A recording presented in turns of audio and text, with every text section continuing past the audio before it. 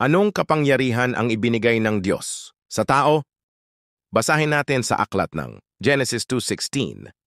At iniutos ng Panginoong Diyos sa lalaki na sinabi, sa lahat ng punong kahoy sa halamanan ay makakakain ka na may kalayaan. Oo, maliwanag na ito ang kapangyarihan na ibinigay ng Diyos sa tao, ang kalayaan or freedom of choice. Ito ang hindi kayang sirain ng Diyos sa atin dahil may kalayaan tayo na piliin natin, siya o hindi. Kung pipiliin natin siya, tiyak na may buhay na walang hanggan. Tayo na ibibigay ng Diyos sa atin. Ngunit kung hindi natin siya pipiliin, tiyak na hindi natin siya makakasama at maaaring mapunta tayo sa kapahamakan.